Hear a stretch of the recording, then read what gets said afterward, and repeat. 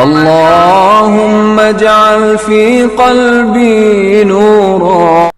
اس رات کے بعد ارمغانی کی یہ حالت ہو گئی کہ وہ کام سے وقت نکال کر گھر چلا جاتا اور ظرفا کے ساتھ تھوڑا وقت گزار کر واپس چلا جاتا۔ ظرفا اس کی بیوی تھی، لیکن کبھی کبھی وہ اسے اس طرح دیکھنے لگتا جیسے اس سے کوئی چھین کر لے جائے گا۔ ظرفا اس کی محبت کا جواب دیوانہ وار محبت سے دیتی، لیکن وہ ہر رات اسے اکساتی کہ وہ ہند میں اسلام کی فتح کے لیے کچھ کرے۔ اس معاملے میں وہ اتنی ہی جذباتی تھی جتنی ارمغانی کی محبت میں دیوانی۔ 10-12 روز گزرے ہوں گے۔ آدھی رات تک وہ دونوں راز و نیاز اور پیار و محبت میں مہو رہے۔ ارمغانی پر نیند کا غلبہ ہوا جا رہا تھا۔ ظرفا کے حسن و جوانی نے اس پر اپنا خمار طاری کر دیا تھا۔ اس کیفیت میں ظرفا نے آہ بھر کر کہا، آپ کے جسم کی تپش اور آپ کی محبت کا سرور مجھے جنت میں پہنچا دیتا ہے۔ جنت اس سے زیادہ دل نشین نہیں ہو سکتی، مگر اس نشے میں جب غزنی کے وہ جوان یاد آتے ہیں جو اتنی دور آ کر شہید ہوئے ہیں تو میرا دل ڈوبنے لگتا ہے۔ شہیدوں کی روحیں مجھے لعنت ملامت کرتی ہیں کہ تم عیش و عشرت میں پڑی ہوئی ہو اور تمہیں اپنی روح کی مسرت کا کوئی خیال نہیں۔ اس نے بےتاب ہو کر ارمغانی کے گلے میں باہیں ڈال دیں اور بولی، میری روح کا گلا گھونٹ دو تاکہ میں صرف خوبصورت جسم رہ جاؤں اور تم اس کے ساتھ کھیلتے رہو۔ اگر ہم ان شہیدوں کے عزم کو جنہیں وہ ادھورا چھوڑ گئے ہیں پورا نہیں کر سکتے تو ہمیں اپنا مذہب تبدیل کر لینا چاہیے۔ ارمغانی پر خمار طاری تھا، یہ خمار اس کی عقل پر غالب آ گیا۔ اس نے کہا، ظرفا، میں اپنی قسم توڑنے سے ڈرتا ہوں۔ میں نے مسجد میں قرآن پر حلف اٹھایا تھا کہ جان دے دوں گا، اپنا اور اپنے کسی ساتھی کا راز کسی قیمت پر نہیں دوں گا۔ آج میں اپنی قسم اس لیے توڑ رہا ہوں کہ مجھے یقین ہو گیا ہے کہ تم میری بیوی ہی نہیں، میرے ان ساتھیوں کی طرح میری ساتھی بھی ہو جو میری طرح حلف اٹھا کر پشاور سے آئے تھے۔ میرا راز سن لو، میں غزنی کی فوج کا جاسوس ہوں۔ میں نے نوجوانی میں غزنی جا کر جاسوسی کی تربیت حاصل کی اور یہاں آیا تھا۔ مجھ میں ہنر یہ تھا کہ گھوڑا کتنا ہی اکھڑ اور موزور ہو اسے اپنا غلام بنا لیتا ہوں۔ خدا نے مجھے چند اور خوبیاں بھی دی ہیں۔ یہاں آیا تو مجھے ہندوؤں نے یہ ملازمت دے دی۔ میری قربانی کا اندازہ کرو ظرفا، میں نے اپنی جوانی کی امنگیں قربان کر دیں، شادی نہ کی، میں نے راتیں تنہا گزار دیں۔ تم جیسی حسین لڑکیوں نے مجھے محبت کے پیغام دیے، راجکماریوں نے میرے جسم پر قبضہ کرنے کے لیے مجھے لالچ دیے، میرے انکار پر مجھے مروا دینے کی دھمکیاں بھی دیں، لیکن میں عورت کے لیے پتھر بنا رہا۔ لاہور اور بھٹنڈا میں غزنی کے جو جاسوس ہیں وہ میری کمان میں ہیں۔ وہ میرا گروہ تھا جس نے ہندوؤں کی ہر پیش قدمی کی اطلاع سلطان محمود تک اتنی قبل از وقت پہنچائی ہے کہ سلطان نے حملہ روکنے کی پیش بندی بھی کر لی اور گھات بھی لگائی۔ میں وہ آنکھ ہوں جس سے سلطان محمود غزنی سے دیکھ سکتا ہے کہ لاہور میں کیا ہو رہا ہے۔ میرا گروہ وہ کان ہے جن سے سلطان محمود ان گھوڑوں کی ٹاپ بھی سن سکتا ہے جو اس کی طرف لاہور سے چلتے ہیں۔ میرے گروہ نے یہاں فوج کی رسد اور سامان کا ذخیرہ بھی جلایا ہے۔ اب راجہ انند پال سلطان پر جوابی حملے کی تیاری کر رہا ہے۔ ہم اس کی رسد ایک بار پھر جلانے کی کوشش کریں گے تاکہ سلطان کو تیاری کا وقت مل جائے۔ ظرفا، میں نہیں بتا سکتا کہ میں کتنے دن اور تمہیں نظر آتا رہوں گا۔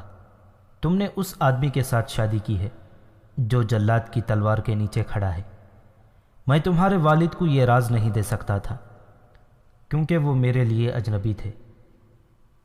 ظرفا نے اسے اپنے سینے سے لگا لیا اور بولی، آپ نے میری روح کو مسرتوں سے سرشار کر دیا ہے، مجھے آپ نے روحانی سکون دیا ہے۔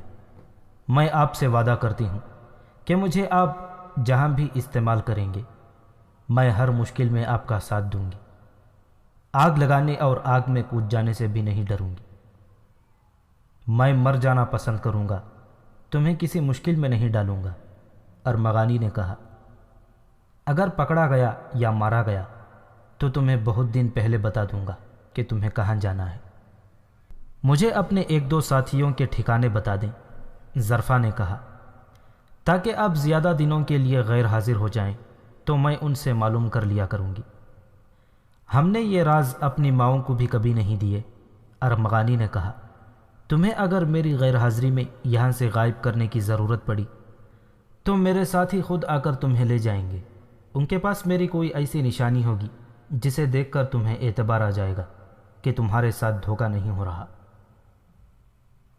ظرفا نے جب ایک بار پھر کہا کہ اسے اپنے ایک یا دو ساتھیوں کے نام اور ٹھکانے بتا دیں تو ارمغانی نے غصے سے کہا، ظرفا، اپنی زبان سے یہ سوال دھو ڈالو، میں اس راز پر تمہاری محبت کو بھی قربان کر سکتا ہوں۔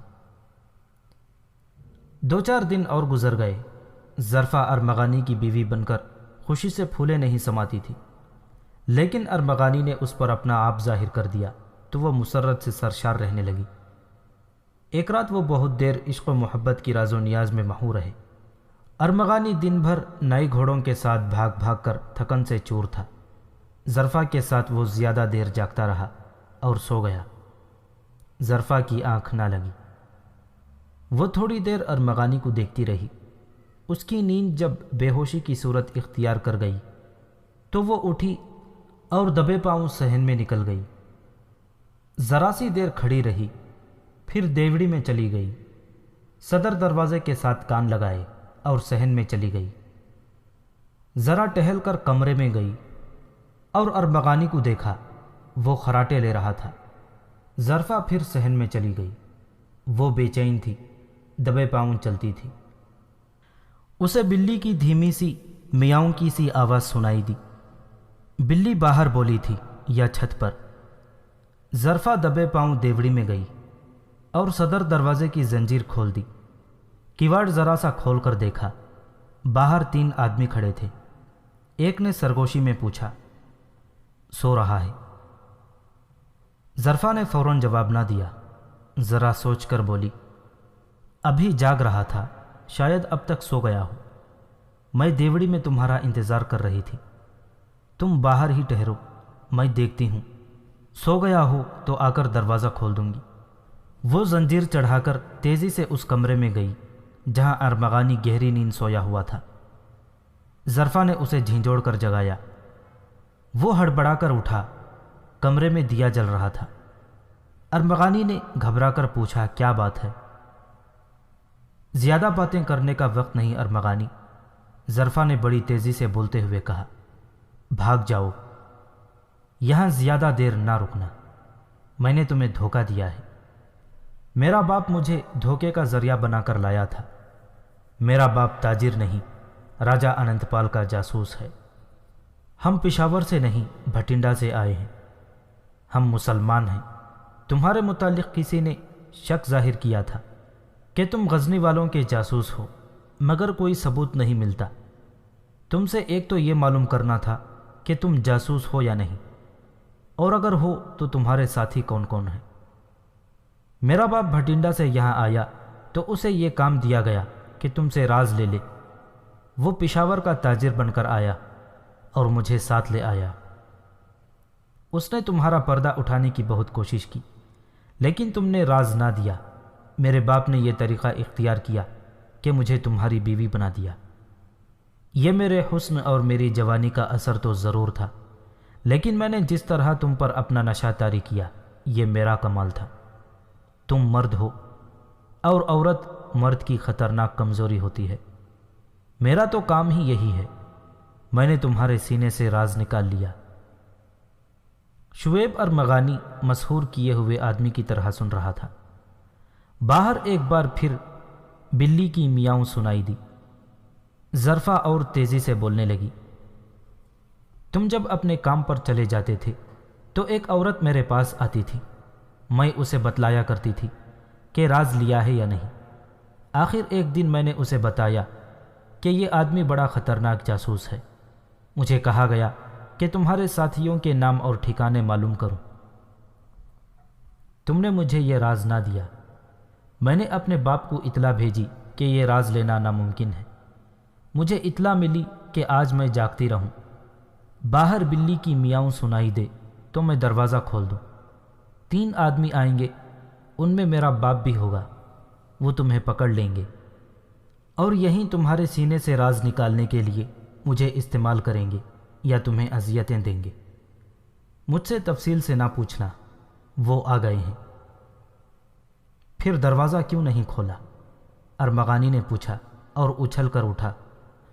اس نے کمرے میں رکھی ہوئی برچی اٹھا لی اور بولا، جا بدکار، اپنی عصمت سے کھیلنے والی، جا اور تینوں کو اندر بلا لے، میں خود جا کر دروازہ کھولتا ہوں۔ دیکھ تیرا شکار کس طرح 3 آدمیوں میں سے نکل کر غائب ہوتا ہے۔ ظرفا اٹھ کر اس سے لپٹ گئی۔ ارمغانی، میری بات سن لو، خدا کے لیے باہر نہ جانا، میری بات سن لو۔ تینوں آدمی باہر کھڑے بے تاب ہوئے جا رہے تھے۔ ایک نے کہا، اب تک دروازہ کھل جانا چاہیے تھا، لڑکی دھوکہ نہ دے جائے۔ ایک اور نے کہا، اس نے اندر سے زنجیر کیوں چڑھا دی ہے؟ تمہاری بیٹی اس کی غلام ہو گئی ہے۔ ایک نے ظرفا کے باپ سے کہا، تم ہو تو بڑے عقل مند، لیکن عقل والے بے وقوفوں سے دھوکہ کھایا کرتے ہیں۔ ذرا سا اور انتظار کر لو، ظرفا کے باپ نے کہا۔ اندر ظرفا شعیب ارمغانی سے کہہ رہی تھی، میرا فرض یہی تھا کہ تمہیں پکڑوا دیتی۔ میں نے اپنے باپ کا حکم مانا اور اسے تمہاری ڈھکی چھپی اصلیت بتا دی، مگر میں جو سراپا دھوکہ بن کر آئی تھی، تمہارے مردانہ حسن اور تمہارے اسلامی جذبے کی زنجیروں میں جکڑ گئی۔ مجھے تمہاری بیوی جو بنایا گیا تھا، یہ فریب تھا، لیکن میرے دل نے مجھے مجبور کر دیا ہے کہ میں ہمیشہ کے لیے تمہاری ہو جاؤں۔ میں کوئی شریف لڑکی نہیں، لیکن مجھے جو ملا جسم کا شیدائی ملا۔ تم نے مجھے روحانی محبت سے سرشار کیا، تم نے محبت کا یہ ثبوت دیا کہ اپنا حلف توڑا اور مجھے اپنا سمجھ کر راز دے دیا۔ میرے اندر اسلام کا جذبہ بیدار ہو گیا۔ میں نے اپنے باپ کا حکم اس لیے مانا کہ بچپن میں میری ماں مر گئی تھی۔ باپ نے مجھے ماں کی طرح پالا، اس نے مجھے شہزادی بنایا۔ میں جوان ہوئی تو اس کا ہر ناجائز حکم بھی مانا۔ اس نے میرے ذریعے ہندو حاکموں اور ان کے ذریعے راجا کی خوشنودی حاصل کی۔ اس نے اپنا ایمان بیچ ڈالا اور خوب دولت کمائی۔ اس نے مسلمان ہو کر مسلمانوں کو ہندوؤں کے ہاتھوں ذلیل و رسوا کرایا۔ میں اسی کو زندگی سمجھتی رہی، مگر تم نے مجھ پر جس دنیا کے دروازے کھولے ہیں اس سے میں ہمیشہ ناآشنا رہی۔ مجھے معلوم نہ تھا کہ خاوند کی محبت عورت کی جنت ہے۔ میں نے باپ کا حکم پورا کر دیا ہے۔ میں نے دروازہ کھولنے تک دل میں یہی ارادہ رکھا ہوا تھا کہ تمہیں پکڑوا دوں گی، لیکن دروازہ کھولا اور ان 3 آدمیوں کو دیکھا تو مجھ پر ایسا خوف طاری ہو گیا جیسے یہ تینوں میرا سینہ چیر کر میرا دل نکال کر لے جانے کے لیے آئے ہوں۔ مجھے اپنے باپ سے کہیں زیادہ عزیز تم لگے ہو۔ ان کے لیے میں جسم ہوں، میری روح کو تم نے جگایا ہے۔ میں نے جھوٹ بولا اور انہیں کہا کہ تم جاگ رہے ہو، ذرا انتظار کرو۔ وہ انتظار کر رہے ہیں۔ اوپر چلے جاؤ ارمغانی، پیچھے سے کود جاؤ۔ اور تم شاید کبھی ملیں، ظرفا نے کہا، زندہ رہیں گے تو ملیں گے۔ باہر 3 آدمی پریشان ہونے لگے تھے۔ ایک نے کہا کہ میں پچھواڑے چلا جاتا ہوں، مجھے گڑبڑ نظر آ رہی ہے۔ وہ ادھر کو چل پڑا۔ یہ آدمی جب پچھواڑے گیا تو ارمغانی منڈیر سے اتر چکا تھا اور دیوار کے ساتھ پاؤں جما رہا تھا۔ بلندی زیادہ نہیں تھی۔ اس آدمی نے ارمغانی کو للکارا۔ ارمغانی اوپر سے کودا اور دوسری طرف دوڑ پڑا۔ اسے دیکھنے والے نے شور مچایا، لیکن ارمغانی گلی کا موڑ مڑ گیا۔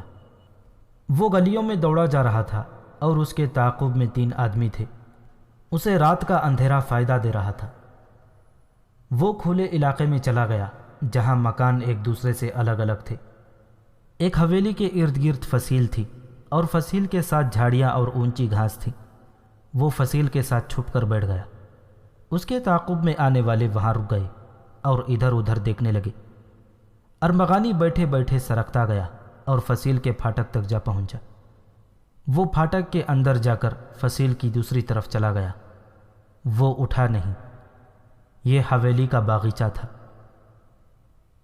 اسے تلاش کرنے والے پھاٹک تک آئے۔ کسی نے کہا کہ یہاں نہیں ہو سکتا، وہ نکل گیا ہے۔ وہ چلے گئے۔ کچھ دیر بعد ارمغانی اٹھا۔ اس نے دیکھا کہ حویلی کے ایک کمرے میں روشنی تھی۔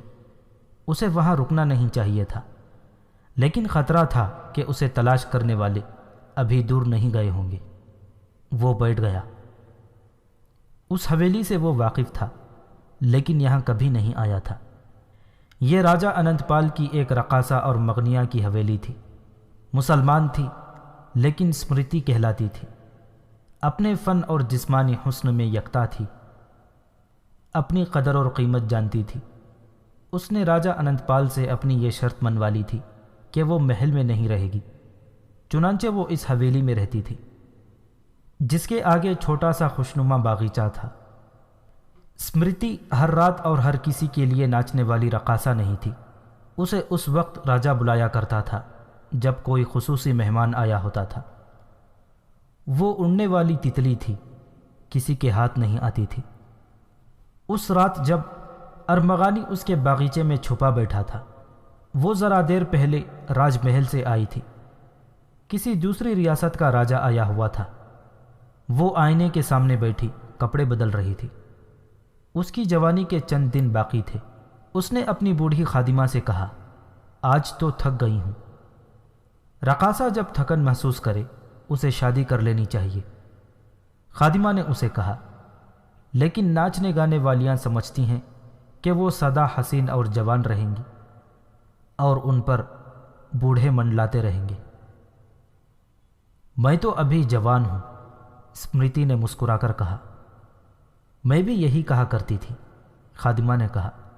تم میرے متعلق جانتی ہوگی، میں بھی رقاصہ تھی۔ تم نے جو شہرت پائی ہے وہ میں نے بھی پایا تھا۔ تم جس طرح کسی انسان کو پلے نہیں باندھتی، اس طرح میں بھی بڑے بڑے حاکموں کو دھتکار دیا کرتی تھی۔ مجھے میرے پیشے کی بوڑھی عورتیں کہا کرتی تھیں کہ کسی کے ساتھ اب شادی کر لو اور یہ پیشہ چھوڑ دو۔ میں بھی تمہاری طرح کہا کرتی تھی کہ میں تو ابھی جوان ہوں۔ دیکھ لو، آج تمہاری خادمہ ہوں، بہت خوار ہوئی ہوں۔ میں نے شادی کی اس وقت سوچی تھی جب میرا جسم ڈھیلا پڑ گیا تھا۔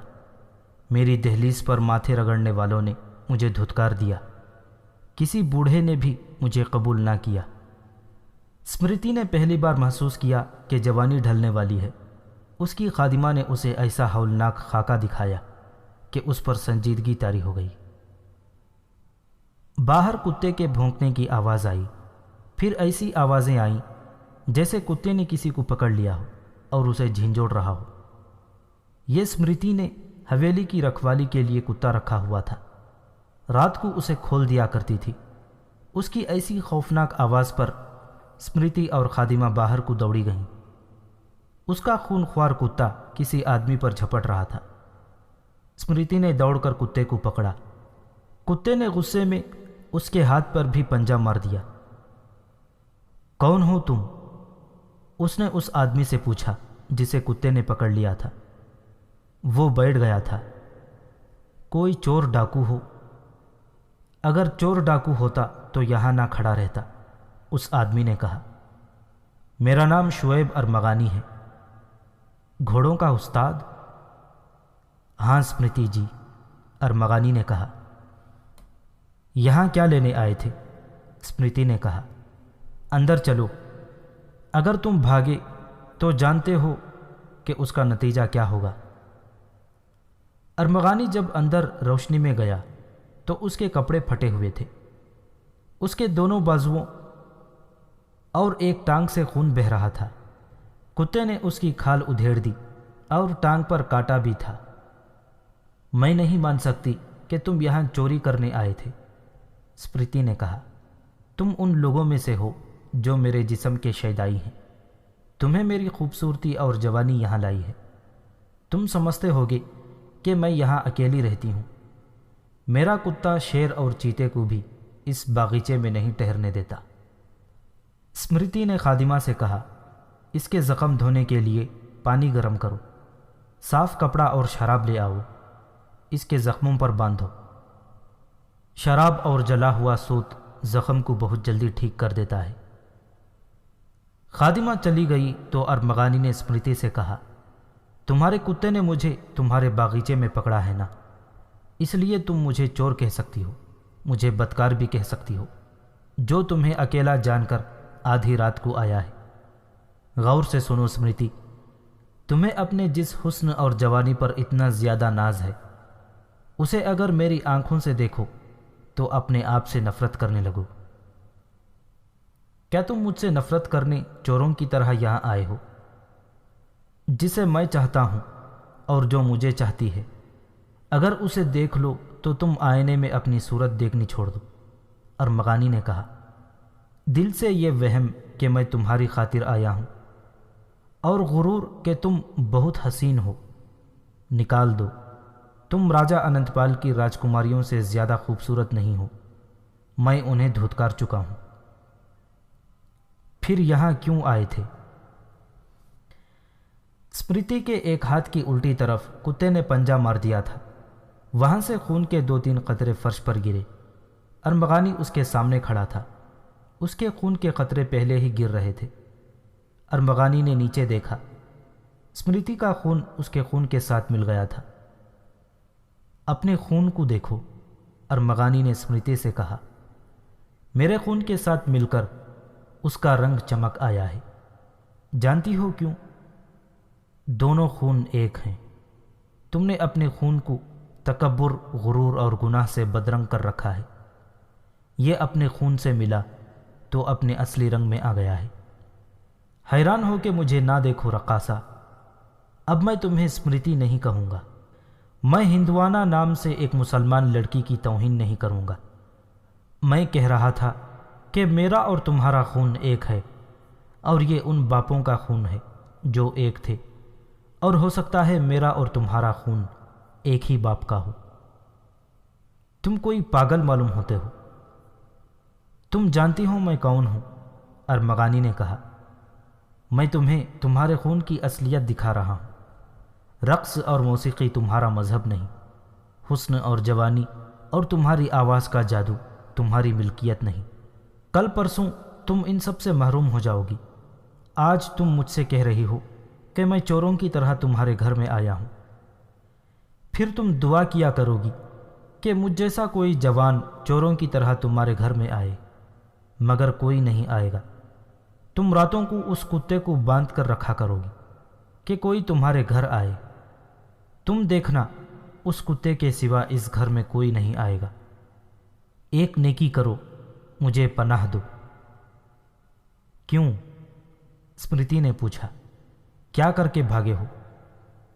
تمہیں ایک لڑکی کے ایثار کی کہانی سناؤں گا، ارمغانی نے کہا۔ وہ تم سے زیادہ جوان ہے، تم سے زیادہ حسین ہے۔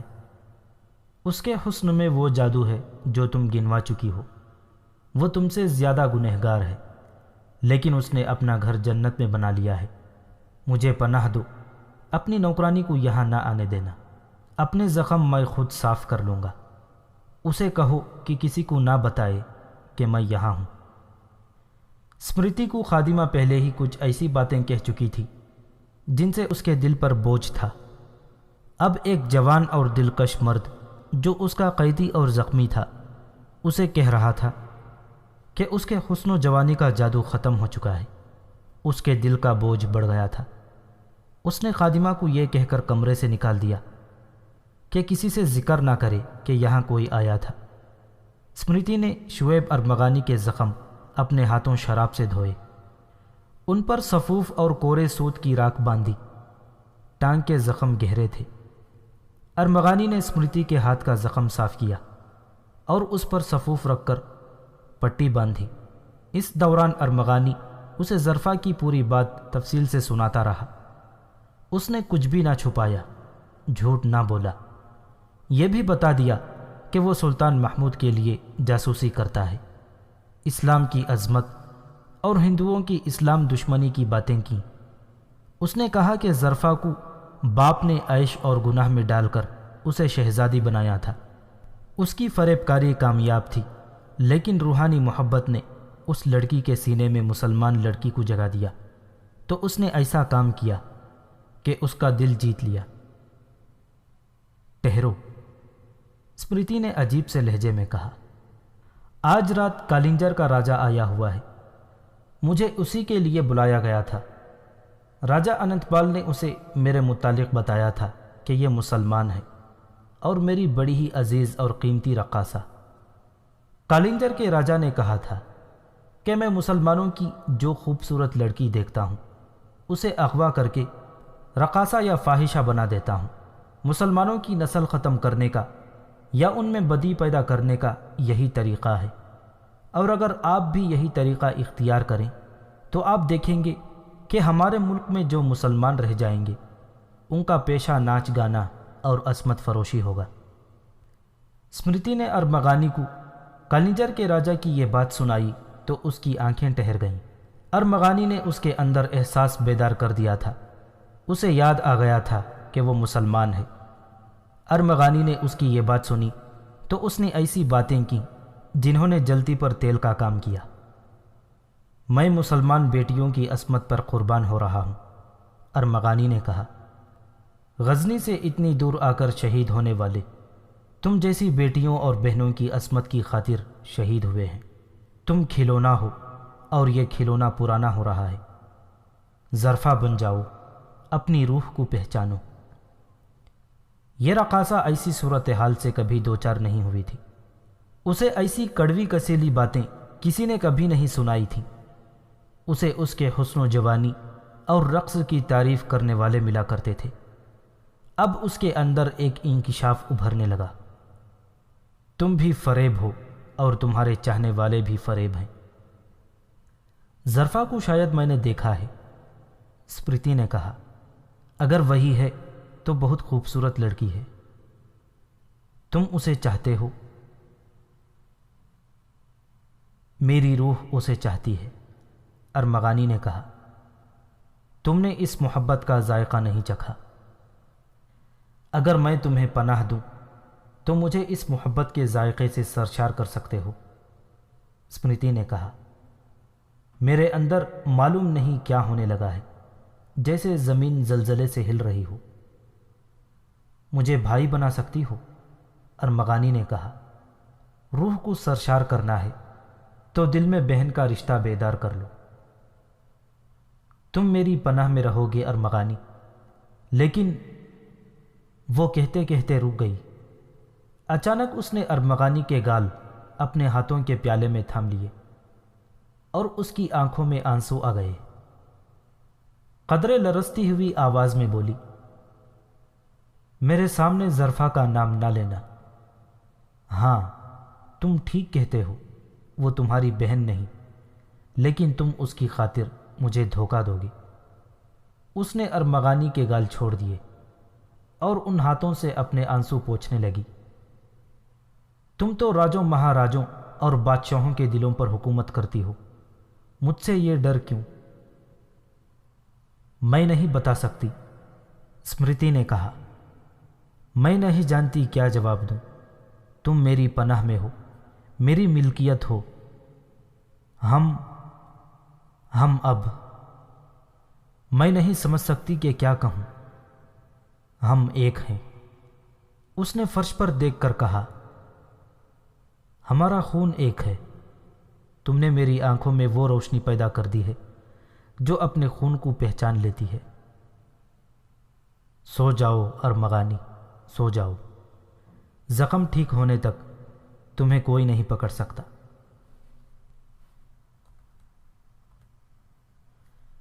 شعیب ارمغانی کو تلاش کرنے والے مایوس ہو کر اس کے گھر چلے گئے۔ دروازے پر دستک دی تو ظرفا نے دروازہ کھولا۔ اس کے باپ نے اس سے پوچھا کہ وہ نکل کس طرح گیا ہے۔ وہ جاگ رہا تھا، ظرفا نے کہا۔ تم لوگ بار بار بلی کی آواز نکالتے تھے، میں تمہیں خاموش کرنے آئی تو اس نے دیکھ لیا وہ بہت چالاک اور عقل مند آدمی ہے۔ اس نے مجھ سے کچھ بھی نہ کہا، دوڑ کر چھت پر چلا گیا۔ پھر مجھے تم میں سے کسی کا شور سنائی دیا۔ یہ سب تمہاری غلطی ہے، مجھے اتنے دن اس کی بیوی بنائے رکھا اور حاصل کچھ بھی نہ ہوا۔ پھر شہر میں اور گرد و نواح میں اس کی تلاش شروع ہو گئی۔ 4-5 دن گزر گئے۔ ہر مسلمان گھر کی تلاشی اس طرح لی گئی کہ جانوروں کی کھوڑیوں میں سے چارہ بھی اٹھا کر دیکھا گیا، ارمغانی کی انہیں مشک بھی نہ ملی۔ نگر کوٹ کے پنڈت رادھا کشن کو اطلاع ملی کہ راجہ اننت پال لاہور واپس آ گیا ہے، تو اس نے راجہ کو نگر کوٹ بلا بھیجا۔ قاصد کے آتے ہی اننت پال نے تیاری اور فوری روانگی کا حکم دے دیا۔ دوسرے راجوں کی طرح وہ بھی نگر کوٹ کے مندر کا احترام کرتا اور وہاں کے ہر حکم کی تعمیل کرتا تھا، لیکن اب اس کی ضرورت مختلف تھی۔ وہ پنڈت کے حکم سے دوسرے راجوں سے بہت سی فوجی مدد لینا چاہتا تھا تاکہ سلطان محمود کو فیصلہ کن شکست دی جا سکے۔ وہ مہاراجوں والی شان و شوکت سے نگر کوٹ گیا۔ اس کے ساتھ ایک قافلہ تھا جس میں اس کا محافظ دستہ تھا۔ 10-12 پالکیاں تھیں، جن میں سے ایک میں اس کی عزیز ترین رقاصہ اسمرتی تھی، اور باقی پالکیوں میں اس کی اپنی اور اسمرتی کی خادمائیں تھیں۔ اسمرتی اپنی بوڑھی خادمہ کو اپنے گھر چھوڑ آئی تھی اور سختی سے کہہ آئی تھی کہ ارمغانی کو ایک راز کی طرح چھپائے رکھے۔ اس کے ساتھ جو خادمائیں تھیں وہ جوان لڑکیاں تھیں۔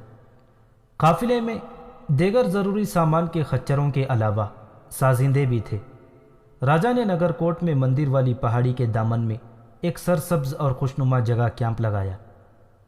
وہ 4-5 دنوں کے سفر کے بعد وہاں پہنچا تھا، اس لیے تھکن نے اسے اسی وقت اوپر مندر میں نہ جانے دیا۔ پنڈت رادھا کشن کو اطلاع ملی تو اس نے پیغام نیچے بھیجا کہ وہ راجہ کے استقبال کے لیے شام کے بعد نیچے آئے گا۔ وہ شام کے بعد نیچے آیا تو راجہ اننت پال نے آگے بڑھ کر اس کے پاؤں چھوئے اور ہاتھ اپنی آنکھوں سے لگائے۔ پنڈت کو شک ہونے لگا، جیسے یہ جنگل نہیں کسی مہاراجہ کا محل ہے۔ اوپر شامیانے اور ارد گرد خوشنما کپڑے کی قناتیں تھیں، فانوس اور مشعلیں جل رہی تھیں، قالین بچھے ہوئے تھے اور گاؤ تکیے لگے ہوئے تھے۔ پنڈت بیٹھا ہی تھا کہ پہلے 4 لڑکیوں نے رقص شروع کر دیا۔ رقص کے دوران پنڈت نے راجہ سے کہا، آپ شاید وہ راجہ اننت پال نہیں ہیں جن کے باپ نے اور آپ نے بھی مسلمانوں سے پے در پے شکستیں کھائی ہیں۔ آپ کے باپ نے خودکشی کر لی تھی اور آپ شاید بھاگ گئے تھے۔ اگر آپ وہی ہیں تو آپ کی شکست کی وجہ یہ ہے جو آپ مجھے خوش کرنے کے لیے دکھا رہے ہیں۔ میں نے سنا ہے کہ ہمارے مہاراجے میدان جنگ میں بھی اسی شان و شوکت سے جایا کرتے ہیں۔ مہاراج، راجہ اننت پال نے کہا، مرنے سے پہلے ہم دل بہلانے کا بندوبست ساتھ رکھتے ہیں، مگر آپ مرے نہیں۔ پنڈت نے کہا، اتنی بار شکست کھا کر بھی آپ زندہ ہیں، اور آپ صرف اس لیے زندہ ہیں کہ اپنا سورگ خود بنا کر اسی میں رہنا پسند کرتے ہیں۔ میں نے آپ کو اسی لیے بلایا ہے کہ آپ کو بتاؤں کہ آپ کی شکست کی وجہ کیا ہے۔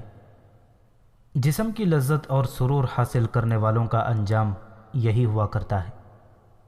اتنے میں لڑکیاں رقص کرتی ہوئی یوں ایک طرف کو غائب ہو گئیں جیسے ہوا میں تیرتی ہوئی ہوا میں تحلیل ہو گئی ہوں۔ سازوں کی دھن بدل گئی۔ نئی دھن کا تاثر ایسا تھا کہ پنڈت بھی چونک اٹھا۔ ایک طرف سے اسمرتی یوں آئی جیسے جل پری پانی میں تیرتی ہوئی آ رہی ہو۔ وہ پنڈت کے قریب آ گئی۔ اس کے ہونٹوں پر مخمور سا تبسم تھا۔ اس نے جسم کو ناگن کی طرح بل دے کر پنڈت کو جھک کر سلام کیا۔ فانوسوں کی روشنی میں اسمرتی کا حسن سحر انگیز ہو گیا تھا۔ راجہ اننت پال نے پنڈت رادھا کشن کے چہرے پر ایسا تاثر دیکھا جیسے پنڈت محصور ہو رہا ہو۔ اسمرتی کا جسم ہوا میں جھولتی پھولوں سے لدی ہوئی ڈالی کی طرح سازوں کی تھرکتی ہوئی پرسوز لے پر جھولنے لگا تو پنڈت نے راجا اننت پال سے پوچھا، ہندو یا مسلمان؟ مسلمان، راجا اننت پال نے جواب دیا۔ اس پیشے میں ہم صرف مسلمان لڑکیوں کو ڈالتے ہیں۔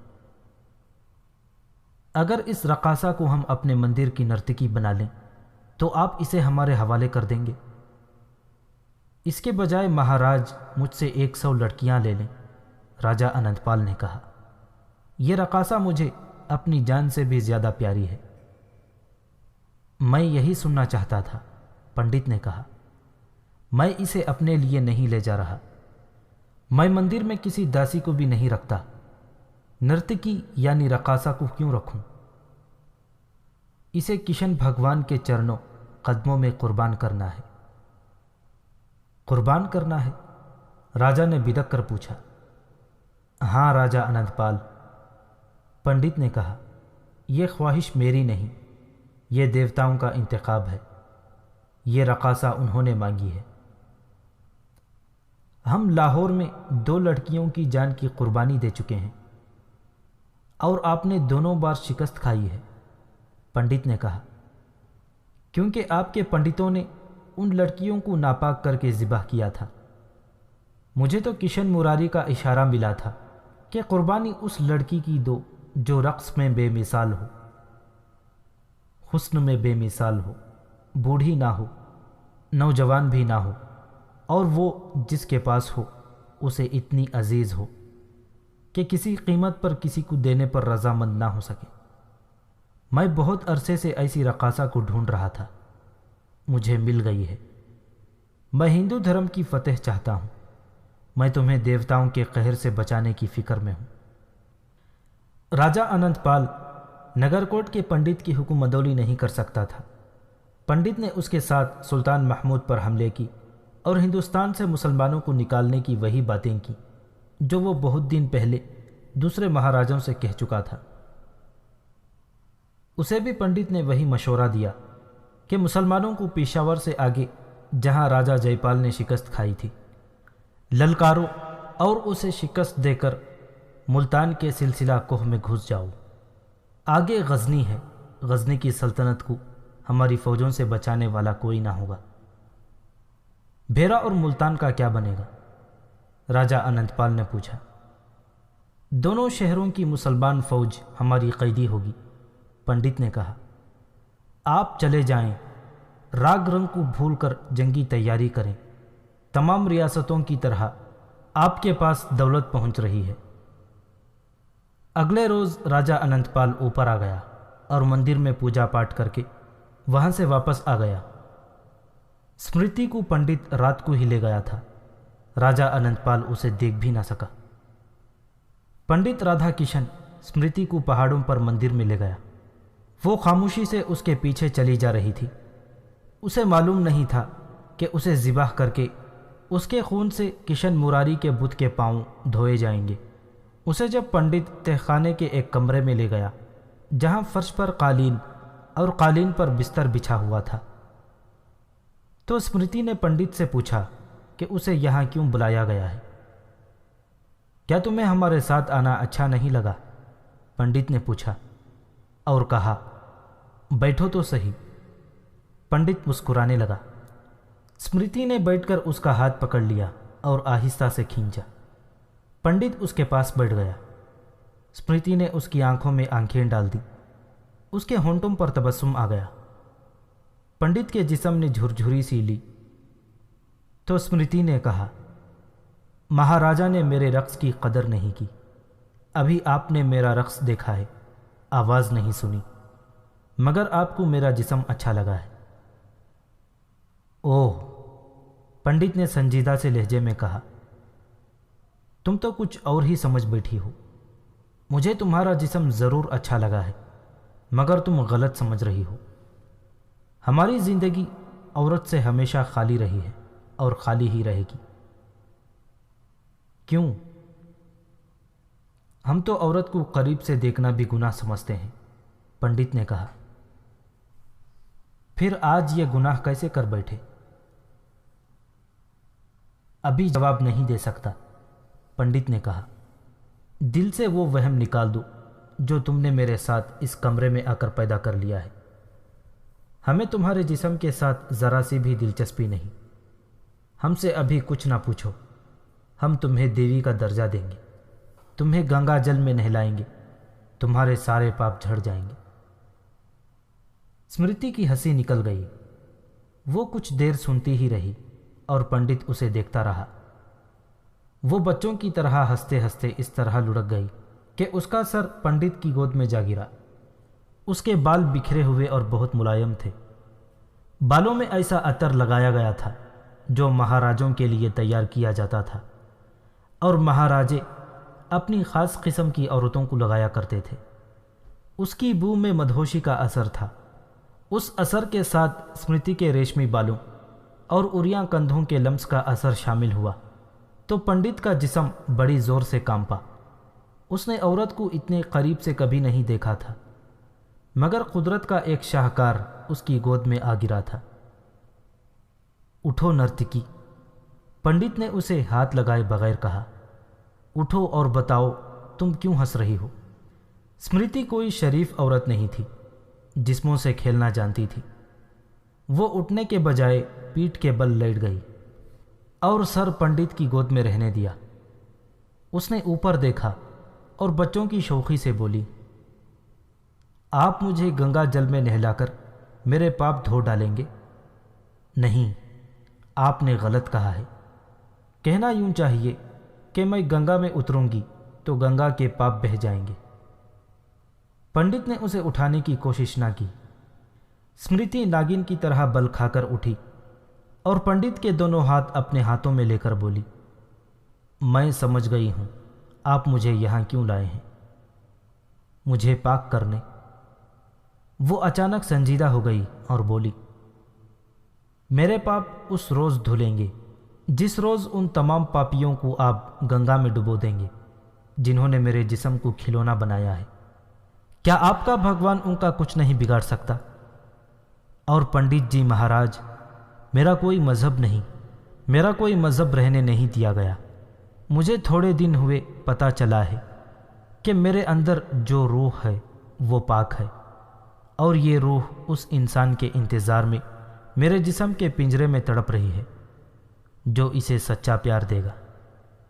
تم یہ بھی جانتی ہوگی کہ وہ کون ہے؟ وہ آپ بھی ہو سکتے ہیں، اسمرتی نے کہا۔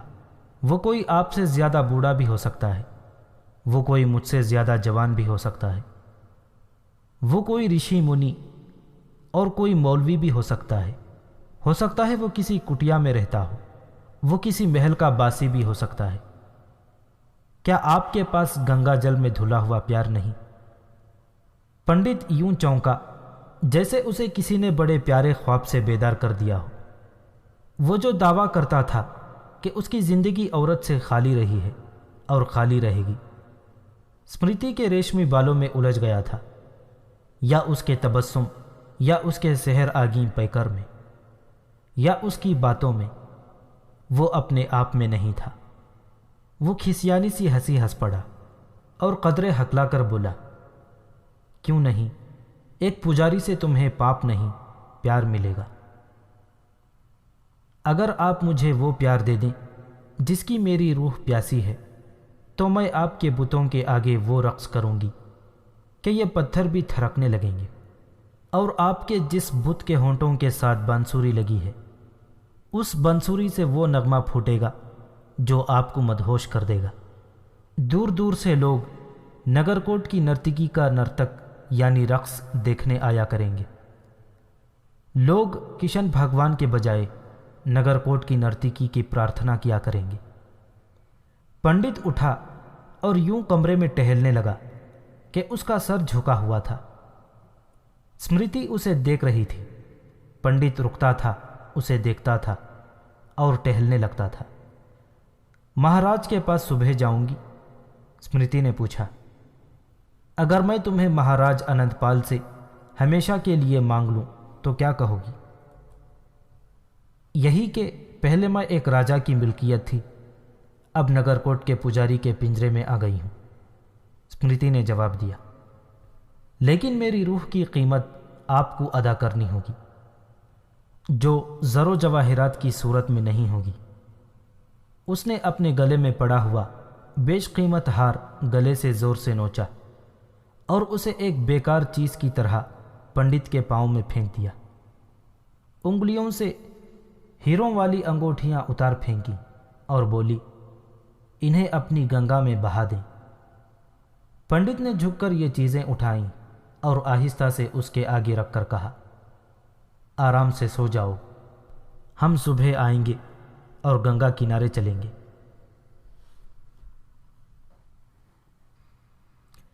راجہ اننت پال لاہور چلا گیا۔